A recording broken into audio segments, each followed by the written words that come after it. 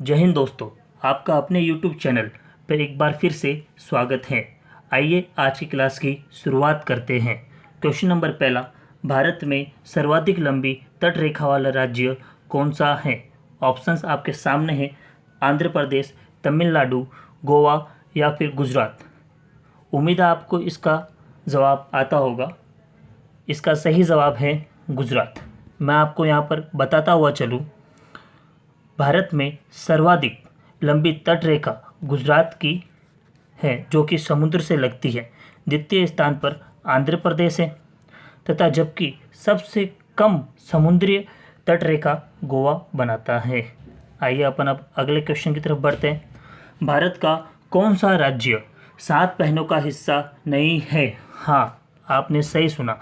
भारत का कौन सा राज्य 7 बहनों का हिस्सा नहीं है? ऑप्शंस आपके सामने हैं, पश्चिमी बंगाल, मेघालय, नागालैंड, त्रिपुरा।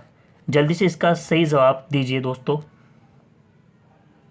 जी हाँ, इसका सही आंसर होगा पश्चिमी बंगाल। मैं आपको यहाँ पर बताता हुआ चलूँ, पश्चिमी बंगाल 7 बहनों का हिस्सा नहीं है। भारत की 7 बहनों के नाम से जाने जाने वाले राज्य निम्नलिखित हैं, जो कि है अरुणाचल प्रदेश एक, तो फिर आएगा असम। यहाँ मैं इन सब के नाम लिख दे रहा हूँ, 7 राज्यों के। अरुणाचल प्रदेश, असम, त्रिपुरा,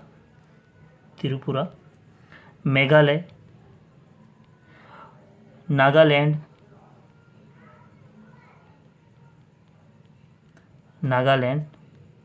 वापस लिखता हूँ मैं, नागालैंड, मिजोरम और एक लास्ट है मणिपुर।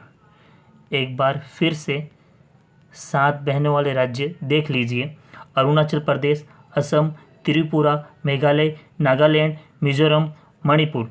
ये सब मिलकर भारत के 7 राज्य 7 बहनों का हिस्सा है।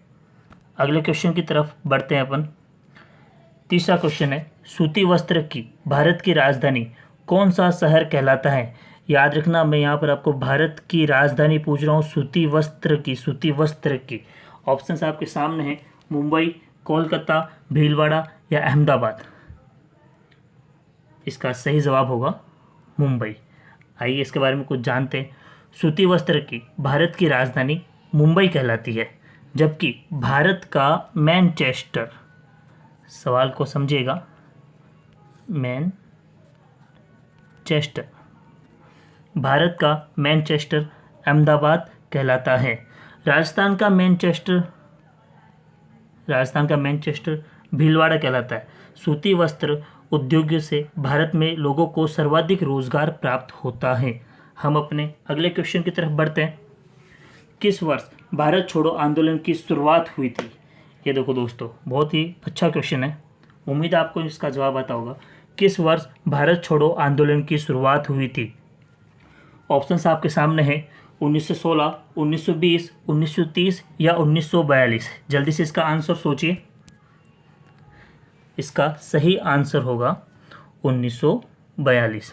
महात्मा गांधी ने भारत छोड़ो आंदोलन, महात्मा गांधी ने भारत छोड़ो आंदोलन 8 अगस्त 1942 को प्रारंभ किया था।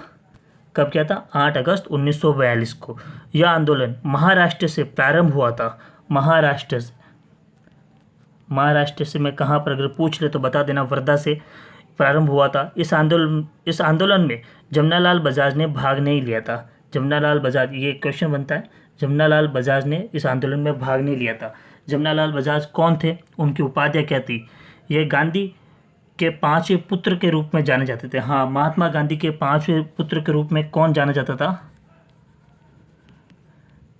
जमनालाल बजाज। जमनालाल बजाज को महात्मा गांधी के 5वें पुत्र के रूप में जाना जाता था। भारत के 4 नंबर के गुलाम के रूप में भी इनको जाना जाता था। आइए अपन अब आज की क्लास के अंतिम क्वेश्चन की तरफ बढ़ते हैं। जी हाँ, क्वेश्चन नंबर 5, कंगारू किस देश का राष्ट्रीय पशु है? एक बार वापस से सवाल पढ़ लेता हूँ मैं। कंगारू किस देश का राष्ट्रीय पशु है? ऑप्शंस आपके सामने हैं, कनाडा, भारत, जापान या ऑस्ट्रेलिया। बहुत ही इजी क्वेश्चन था और बहुत ही इजी आंसर है इसका, ऑस्ट्रेलिया। जी हाँ, ऑस्ट्रेलिया ऑस्ट्रेलिया का राष्ट्रीय पशु कंगारू। भारत का राष्ट्रीय पशु बाघ, टाइगर।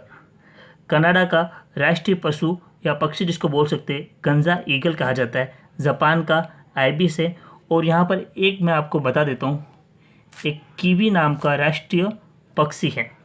क्या नाम है? कीवी, जो कि न्यूजीलैंड का राष्ट्रीय पक्षी है, न्यूजीलैंड का।